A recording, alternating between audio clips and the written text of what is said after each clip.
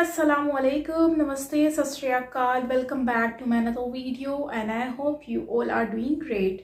So आज हम मुज़म्मिल जी की एक और वीडियो लेकर आए हैं। ये वीडियो है पाकिस्तान जो फ़लस्तीन के ऊपर इश्यूज़ के ऊपर प्रोटेस्ट करते रहते हैं, आए दिन उनके लिए खड़े हुए होते हैं, तो उन्हीं से ही रिलेटेड आज का ये वीडियो हम देखेंगे कि वो क्या कहते हैं अपनी ज़ुबानी। इससे पहले हमने उनकी एक वीडियो देखी थी जिसमें उन्होंने कुछ फैक्ट्स के ऊपर बात की थी, तो वो वीडियो काफ़ी इंटरेस्टिंग थी। काफ़ी चीज़ें ऐसी रियलिटी बेस्ड थी जो कि इससे पहले हमने कभी किसी से नहीं सुनी है। तो ओरिजिनल वीडियो का लिंक मैं आपको डिस्क्रिप्शन में दे दूँगी, तो आप वहाँ से जाके ओरिजिनल वीडियो का लिंक के थ्रू उनकी वीडियो वॉच कर सकते हैं। बाकी रिएक्शन की तरफ चलते हैं। तो एज बिंग पाकिस्तानी ये थोड़ा डिफ़िकल्ट होता है हमारे लिए सुनना कि यार कोई इस टाइप की वीडियोस जो कि हमारी कंट्री के अगेंस्ट बात की जा रही है, तो वो थोड़ा अजीब सा लगता है। लेकिन क्या करें, रियलिटी जो है उसको भी एक्सेप्ट करना ज़रूरी है। अगर एक्सेप्ट नहीं करेंगे तो कल को वो हमें ही नुकसान पहुंचाएगी, जैसे एक जहर फैल जाता है तो फिर ये है कि टाइम से ना निकाला जाए तो वो जहर फैल जाता है, तो उससे नुकसान होता है। तो चलते हैं इस वीडियो को भी देख लेते हैं और उनकी बातों को सुनते हैं, फिर बाद में हम डिस्कशन भी करेंगे। सो वीडियो स्टार्ट कर लेते हैं। 1 2 3 गो।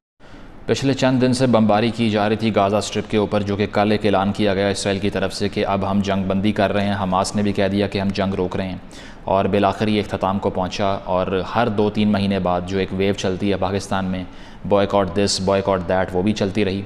बॉयकॉट फ्रांस चल रही थी कुछ अर्सा पहले, उससे पहले जो है वो बॉयकॉट बर्मा चल रही थी। और फ्रांस वाली में भी हमने सारा सर्च किया, बिस्किट कौन सा है फ्रांस से आया हुआ, या फिर जो है ना शैम्पू का नाम क्या है, वो सारा सर्च करके लिस्ट निकाली, लोगों को दिखाया कि यार ये करना है।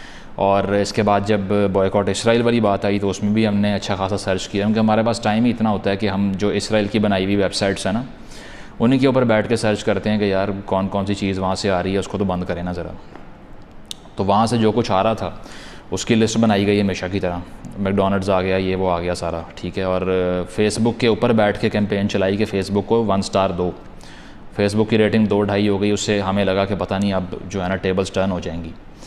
और इसके साथ साथ फिर बॉयकॉट करने के और भी हज़ारों तरीके हमने अपनाए हमेशा की तरह, क्योंकि हमारी अपनी प्रोडक्ट्स तो वो इस्तेमाल करते नहीं हैं जो हम कहें कि हम तुम्हें ये नहीं भेजेंगे। हम बस ये कहते हैं कि हम तुम्हारे बिस्किट नहीं खाएंगे, जो करना कर लो हमारा।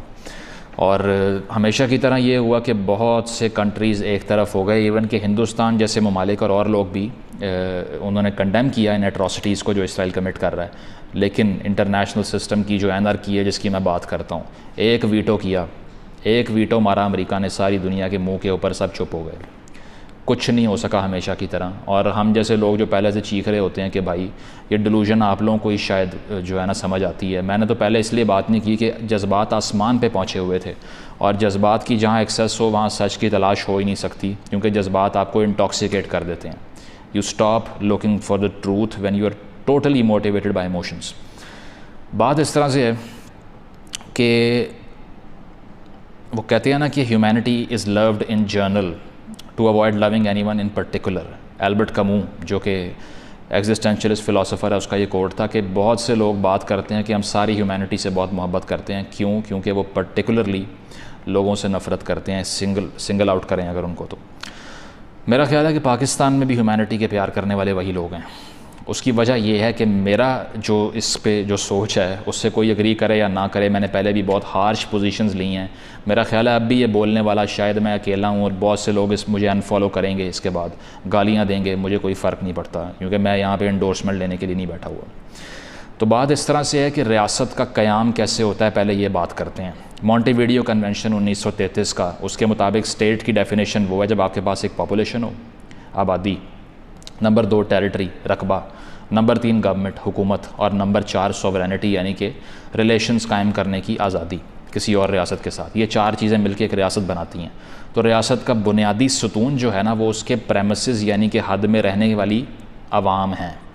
और उसके बाद सोशल कॉन्ट्रैक्ट जिसकी मैं बात करता हूँ, पहले भी 3 वीडियोस कर चुका हूँ इसके ऊपर, कि लोग इकट्ठे हुए, उन्होंने इमरानी मुआहदा किया रियासत के साथ, उन्होंने कहा कि हमारे हुकूक हमें दिलाओ, इसीलिए हम रियासत का क़याम अमल में ला रहे हैं।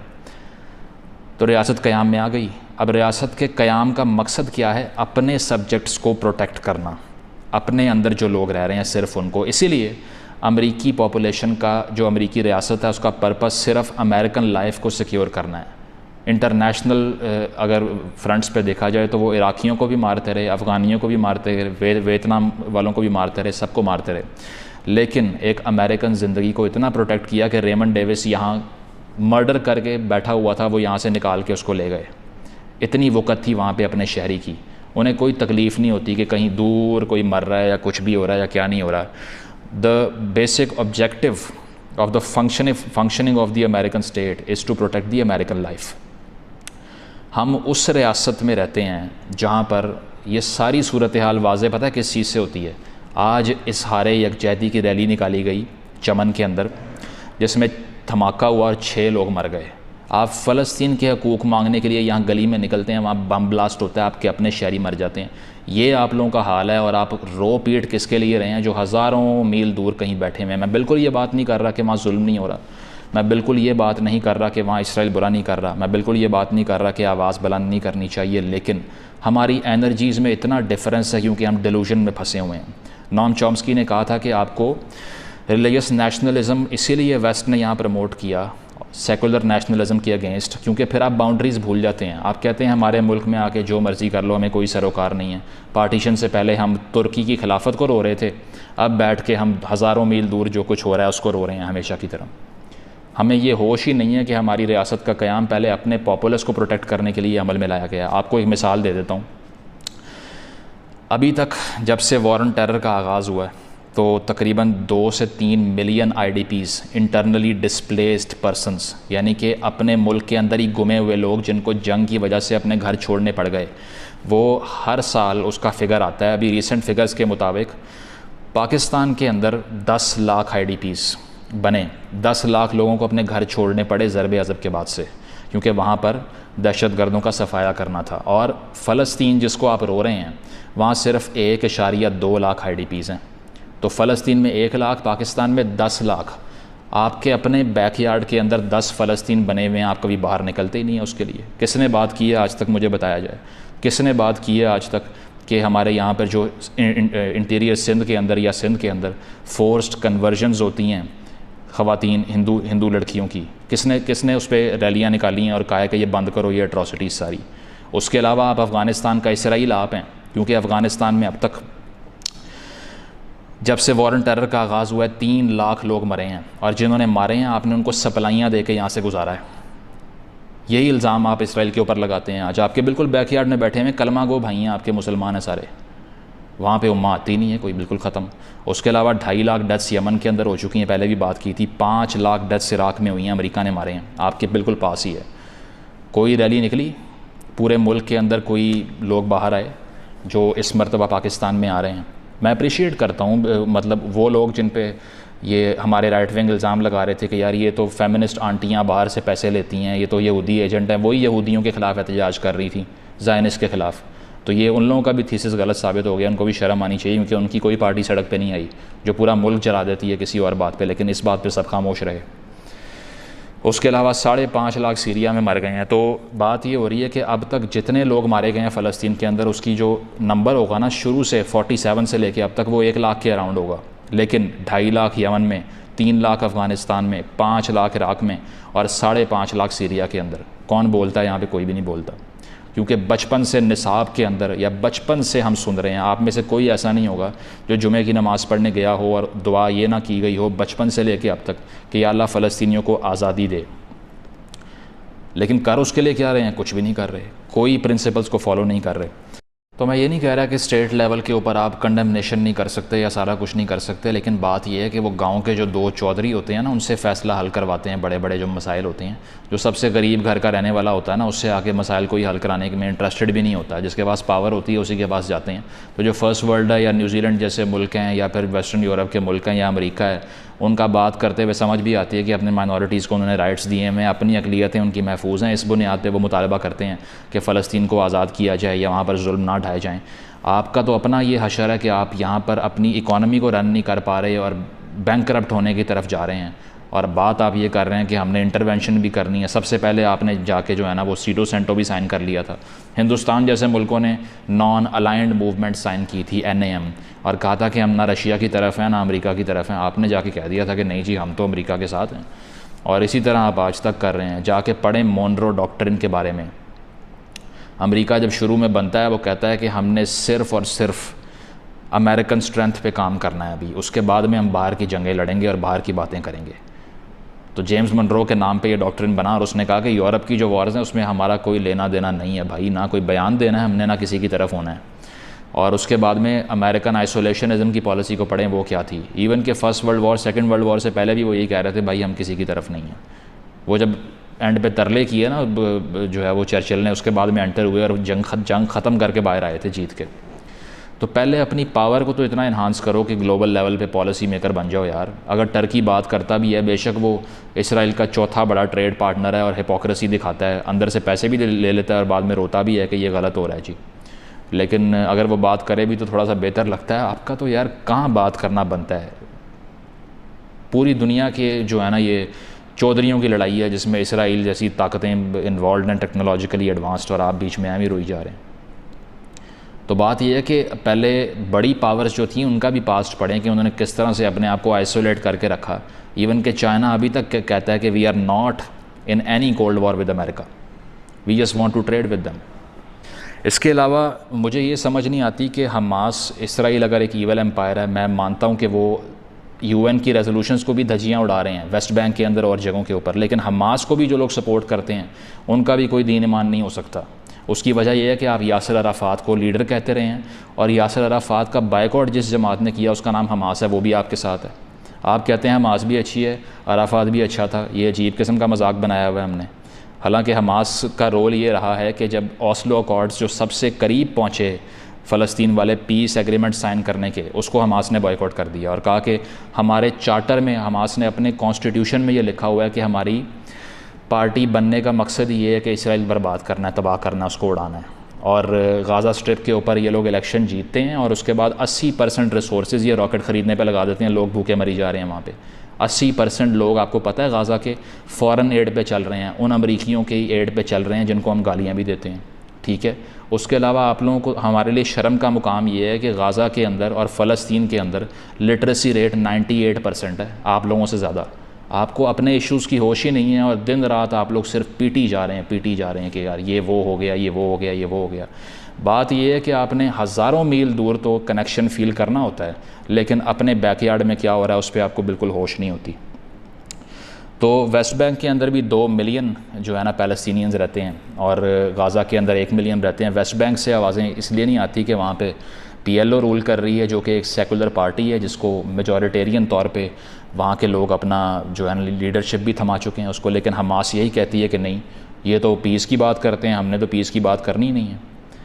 और पैसे कहाँ से लेते हैं वो कतरी अमीरों से और ईरान से रॉकेट लेके फ़ायर करते रहते हैं उसको।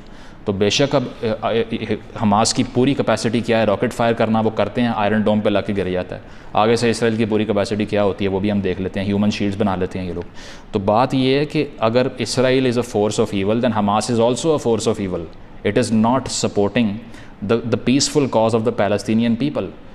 फ़लस्तीनी लोग तो अपनी वॉइस कहते ही नहीं है हमास को। इस मरतबा भी पहला रॉकेट उन्होंने फ़ायर कर दिया फ़लस्तीनियों से पूछे बगैर, हालांकि वो सड़कों पे मौजूद थे, एहतजाज कर रहे थे। किसने परमिशन दी थी उनको कुछ करने की इस तरह का? और दूसरी बात ये है कि जब आपने चार्टर में ये लिखा हुआ है कि किसी पीस प्रोसेस को आगे नहीं बढ़ने देंगे, तो फिर आपको क्या लगता है कि कल को ये ऐसी जंग जीत सकते हैं? हमने यहाँ पे कितना ज़ोर लगा लिया है कश्मीर के लिए। 47-48 में महाराजा हरी सिंह ने कहा कि मैं अभी सोच रहा हूँ क्या फ़ैसला करना है। आपने पहले ही कबायली घुसा दिए, उन्होंने इंडिया से हेल्प मांग ली, इंडियन फोर्सेस वहाँ पर आ गई, उन्होंने वहाँ पर जो है ना वो अपना सेटलमेंट रख दिया। आज तक आप उसको देखते हुए बैठे हुए हैं। आपके पास तो न्यूक्लियर जो है ना कैपेबिलिटी है, फिर भी कुछ नहीं कर सके। हमास चंद रॉकेट लेके फ़तह कर लेगा इसराइल को। ये कौन सी डिलूजन यहाँ पर फैला रहे हैं यार लोग? मतलब मुझे ये समझ नहीं आती कि ये जज्बात बेचने से क्या बन सकता है आपका? कुछ भी नहीं बन सकता। हमने इसको पेंट किया है एज अ मजहबी इशू, जबकि आप गूगल करें अभी इस कॉन्फ्लिक्ट को या फिर इस अपार्थाइड को या जो भी आपने इसको नाम देना है, इसको गूगल करें, आपको लिखा हुआ नज़र आएगा Arab Israeli wars, Arab Israeli conflict, Yom Kippur war of Arab and Israels. तो बात यह है कि ये मुस्लिम और जूइश वॉर है ही नहीं, ये नेशनलिज़म की वॉर है। और नेशनलिज़म क्या होता है? कौमियत, एक जगह पे अपना राइट, ये प्रॉपर्टी क्लेम करने का जो ज्यूज़ की एक प्रोक्लेविटी है जिसको ज़ायनिज़म भी कहते हैं। वहाँ पर अगर क्रिश्चियन बैठा होता, पारसी बैठा होता, हिंदू बैठा होता, ज्यूज़ ने फिर भी यही कहना था फ़लस्तीन हमारी होली लैंड है, हमने ये लेनी है। क्योंकि वो फर्स्ट वर्ल्ड वॉर से पहले से जो एग्रीमेंट साइन होना शुरू हुए तब से लेके आज तक उनका यही क्लेम रहा है कि हमने फ़लस्तीन वापस जाना है, हमें यूरोप में बहुत मारा गया। तो बात ये है कि वो वहाँ मज़हब देख के नहीं मार रहे अगलों को, और फ़लस्तीन के अंदर भी जो जूज़ रहते हैं वो भी मारे जा रहे हैं इन बॉम्बिंग्स के अंदर, क्रिश्चियंस भी मारे जा रहे हैं इन बॉम्बिंग्स के अंदर, रिगार्डलेस ऑफ रिलीजन। ये अरब्स और इसराइलीज़ की वॉर है। आपको तो आज तक यही समझ नहीं आई कि हमने किस बेस पे ठेकेदारी करनी है, ये सारी जो हम शुरू करके बैठे हैं। तो हमारी सारी एनर्जीज़ इन इश्यूज़ पे इसीलिए लगाई जाती हैं ताकि अपने बैकयार्ड में हम ध्यान रख ही ना सकें। और यही मैंने चॉम्स्की वाली बात आपको बताई कि ये डिलूजन जो है इसका हम शुरू से शिकार हैं। जब टर्क्स कह रहे थे कि हम अतातुर्क की क़यादत के अंडर मुत्तहिद हैं, आप कह रहे थे हमें नहीं चाहिए। तो इसी तरह कल को ये होगा कि इतनी लिटरेट अवाम जो पैलेस्टीनियंस हैं उनको भी अपने राइट्स मिलेंगे, वो स्ट्राइव कर रहे हैं उसके लिए, सल्यूट करता हूँ उनकी स्ट्रगल को मैं। लेकिन वो उससे एमेंसिपेट भी हो गए, आप तब भी यही रोना रोते रहेंगे क्योंकि आपको अपने बैकयार्ड की होश ही नहीं है यहाँ पे क्या हो रहा है। आपके यहाँ चारों तरफ फ़लस्तीन बना हुआ है, आप रैली निकालते हैं उनके हक़ में, उसमें ब्लास्ट हो जाता है और आपको राइट्स चाहिए हज़ारों मील दूर के। तो इस कदर हिपोक्रेसी जो है ना, ये हमें बंद करनी चाहिए। और हमारा काम सिर्फ ये रह गया कि हम चीखें मारते रहें, उसके अलावा प्रैक्टिकली ज़ीरो कुछ भी नहीं कर सकते। उसकी वजह यह है कि पावरलेस हैं आप क्रिटिसाइज़ करते हैं यूएन के स्ट्रक्चर को कि वहाँ पर एक वीटो करके सब कुछ रिवर्स हो जाता है। अपनी यूएन खड़ी कर लें आप, किसने मना किया आपको अपनी यूएन बनाने से? पैसे भी उनसे लेते हैं आप और बाद में कहते हैं हमने जो है ना अपना पैरेलल सिस्टम क्रिएट करना, तो करके देख लें आप, ठीक है।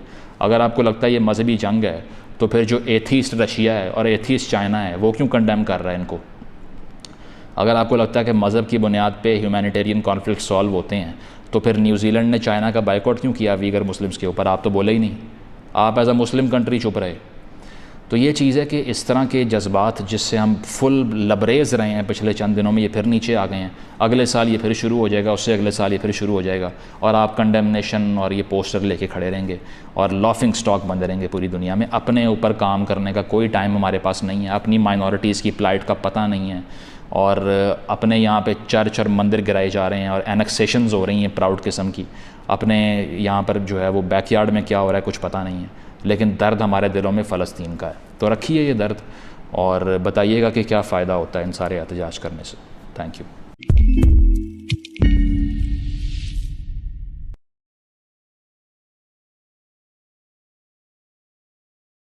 जितनी भी बातें कही हैं बिल्कुल ठीक कही हैं और इन बातों में कोई दो राय नहीं है कि सबसे पहली बात तो ये कि हमारा जो पाकिस्तान, मतलब स्टार्टिंग में ही मैंने कहा था वीडियो में कि हमारे कंट्री के लिए कोई उल्टा पुल्टा बोले वो बुरा लगता है और लगना भी चाहिए क्योंकि हम अपनी कंट्री को प्यार करते हैं।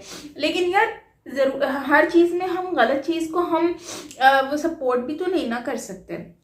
कॉमन सेंस की बात है कि अगर हम ऐसे ही इनको सपोर्ट करने लग गए, गलत चीज़ को हम बोलेंगे हाँ ठीक है भाई, चील उड़ी उड़ी, कवा उड़ा उड़ा तो उड़ा उड़ा, मतलब भैंस भी उड़ी तो उड़ी। हम लोग इस तरह से अगर करते रहे तो वो तो हमारी ज़िंदगी भी उड़ जाएगी।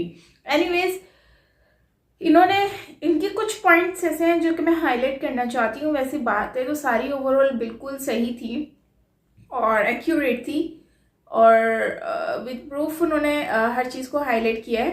तो खैर इसमें जो मेन मुझे जो चीज़ें जो ज़्यादातर मैं डिस्कशन करना चाहती हूँ वो ये है कि सबसे पहले तो इन्होंने बात की कि हमारे घर के अंदर क्या हो रहा है उसके ऊपर कोई आवाज़ नहीं उठाता। फ़लस्तीन में क्या इश्यूज़ हो रहे हैं उसके ऊपर लोग आवाज़ उठा रहे हैं जो मीलों दूर है। और इन्होंने कुछ एग्जाम्पल्स भी दी हैं कि जो मतलब गोरों की कि उन्होंने अपने आप को कैसे स्टेबल किया। उन्होंने ऐसे स्टेबल नहीं किया, उन्होंने कहा कि पहले हमने अपने घर, पहले हम अपने अंदर की सिचुएशन को देखेंगे, अपने घर की सिचुएशन को देखेंगे, उसके बाद जाकर हम ये सारी चीज़ों को क्लियर करेंगे। तो मेरी जो समझ में आता है और मेरा जो मानना है ये चीज़ को, कि देखो सिंपल सी बात ये है कि हमारे यहाँ पर माइनॉरिटीज़ के साथ क्या होता है ये हर कोई नहीं देखता। मैं ये नहीं कहती कि हर कोई बुरा होता है, हर कोई उनके लिए बुरा करता है। मैंने प्रीवियस वीडियो में भी अपने काफ़ी बार कहा है कि कोई एक कंट्री में जब लोग रहते हैं तो उसमें किसी के साथ, माइनॉरिटीज़ के साथ या फिर दूसरे रिलीजन के साथ मतलब कुछ मिसबिहेव होता है, जुल्म होता है, तो उसके ऊपर आवाज़ लोग उठाते हैं। ऐसा नहीं है कि आवाज़ नहीं उठाते, मतलब कि इस सिर्फ रिलीजन बेस पे नहीं होता कि वो जुल्म देख रहे हैं, पर ऐसा होता है कि बहुत कम, मतलब 100 में से 10% ऐसे भी लोग होते हैं जो इस तरह की हरकतों को करना प्राउड समझते हैं, जैसे मंदिर तोड़ दिया या किसी की कन्वर्जन कर दिया, जुल्म कर दिया। तो मैं ऐसे लोगों के अगेंस्ट हूँ बिल्कुल, और ऐसा बिल्कुल नहीं होना चाहिए कि किसी को हर्ट करना। मतलब हमें हर किसी की रिस्पेक्ट करनी चाहिए, और वो भी दिल से करनी चाहिए, दिखावे के लिए नहीं। तो उन्होंने ये कहा है कि आपने अपने घर को नहीं देखते कि आपके घर में कितना जुल्म है। वो बलूचिस्तान की बात कही उन्होंने, और ये माइनॉरिटीज़ की बात की। तो उस पर कहते हैं कभी प्रोटेस्ट नहीं हुआ, कभी लोगों को निकलते हुए नहीं देखा। लेकिन अगर हम बात करते हैं फ़लस्तीन की, तो वहाँ पर जुल्म हो रहा है, ऐसा नहीं है कि नहीं हो रहा। और यार सच बात है, अगर जुल्म हो रहा है तो ये नज़र भी आता है, और जुल्म हो रहा है वहाँ पर, और मतलब वहाँ लोग तकलीफ़ में गुजर रहे हैं। इंसानियत के नाते ये हर पूरी दुनिया इस चीज़ को फील करेगी।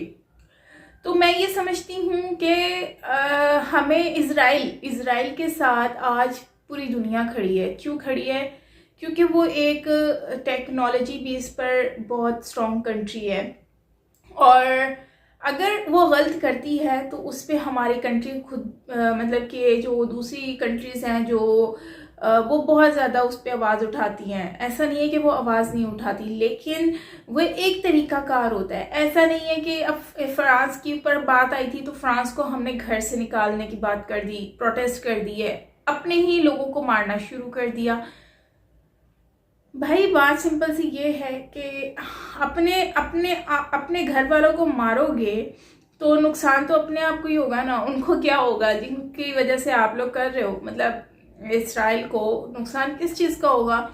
और दूसरी बात, पूरी दुनिया जो है ना, इस बात पे उन्होंने बहुत अच्छी एग्जांपल दी, और ये बात मुझे अच्छी लगी है कि जब गांव में कोई पंचायत बैठती है ना, तो उसका फैसला सुनाने के लिए ना वडेरों को बिठाया जाता है। जिनके पास पैसा होता है, अमीर तरीन होते हैं, उनको नहीं बिठाया जाता। जो गरीब मजदूर किसान होता है उसको कोई पूछता नहीं है, उसकी बात को भी नहीं सुनते, तो उसका फैसला क्या सुनेंगे? तो कहने का मतलब ये है कि जो पावरफुल होता है उसी की ही सुनी जाती है। सो इस वक्त पावरफुल पूरी दुनिया में दूसरी कंट्रीज़ हैं, अमेरिकन हैं, गोरे हैं, और फिर इंडिया भी जाहिर सी बात है पावरफुल हो गया है। तो जिसकी वजह से, इंडिया की वजह से लोग जो हैं वो बहुत ज़्यादा इस चीज़ को फील करते हैं कि भाई इंडिया बहुत ज़्यादा पावरफुल है। मतलब इंडिया क्या, पूरी कंट्री, अब पूरी दुनिया ही पावरफुल है, बस हम लोग ही बीच में रह गए हैं इक्का दुक्का। तो एनीवेज कहने का मतलब सिर्फ इतना है कि फैसला हम लोग की कोई सुनेगा नहीं। हम लोग एक किसान की तरह हैं, और दुनिया की दूसरे कंट्रीज़ जो हैं वो इस वक्त बहुत वैल्यू रखती हैं। तो हमें उस लिहाज से अपने आप को लेकर चलना है। हम वो कहते हैं ना, छोटे ज़्यादा उछलना शुरू हो जाते हैं, तो फिर उनके साथ फिर ये होता है कि उनको मार पीट के बिठा चुप करा दिया जाता है। तो हमारा भी कुछ इस तरह का हिसाब किताब है। हम वो छोटे से हैं जिनको कभी भी कोई भी मार पीट के ख़त्म कर दे। मतलब चाइना की एग्जांपल बहुत अच्छी थी कि चाइना एक ऐसी कंट्री जो कि हालांकि अभी भी इतनी ग्रो हो चुकी है, लेकिन आज भी अगर हम देखें तो चाइना इस बात पे कहता है कि हमने किसी से वॉर नहीं करना, हमने ये नहीं करना। मतलब चाइना अपने घर को स्ट्रॉन्ग करने की कोशिश में लगा हुआ है। इवन उन्होंने अपने सोशल मीडिया तक बंद कर दिए हैं। क्यों बंद किए हैं? कि हमारा जो है वो कोई भी हमारी कंट्री की अंदर की मामलात को कोई समझ ना सके, इंटरफेयर ना करे। तो कहने का मतलब सिर्फ इतना है कि देखो भाई, अपनी कंट्री को हम खुद स्ट्रॉन्ग बना सकते हैं, और हम दूसरों के दुख को महसूस करें। ऐसा नहीं है, नहीं करना चाहिए। इंसानियत के नाते हमें दूसरों के दुख को महसूस करना है, लेकिन यार एक तरीका होता है, ऐसा नहीं है कि आप बोलो कि हाँ ये सही है ये गलत है, ऐसा नहीं। मतलब आप अपने घर के लोग जो हैं उनको तो पहले सेफ रखो, उनको तो इन सारी चीज़ों से पाक करो, फिर उसके बाद जो है आप इतना एक्सट्रीम लेवल पर जाकर जो है वो फ़लस्तीन को सपोर्ट करो। सो सबसे मेन चीज़ ये है कि ख़ुद को सुधारना है, ख़ुद को सही करना है, आंखें खोलनी है, जिससे हमें पता चले कि हमारी कंट्री में एक्चुअली हो क्या रहा है। और ये जो मंजन बेचा जा रहा है, ये मंजन बेचने नहीं देना है, उनको आपने भगाना है जो मंजन बेचने की कोशिश कर रहे हैं। तो खैर अगर हम लोग ऐसे ही कंटिन्यूसली चलते रहे तो हमारी कंट्री का भी वही हाल होने वाला है जो होता है। सो खैर दोस्तों, आपका क्या कहना है इस वीडियो के बारे में ज़रूर शेयर कीजिएगा कमेंट सेक्शन में। बाकी मिलते हैं नेक्स्ट वीडियो के साथ। और हाँ, मेरा न्यू व्लॉग आ चुका है on Saima pizza the vlog channel पर, और उसका लिंक आपको डिस्क्रिप्शन में मिल जाएगा। सो आप वहाँ से जाकर वॉच कर सकते हो और कमेंट सेक्शन में पिन भी मिल जाएगा। सो मिलते हैं नेक्स्ट वीडियो के साथ।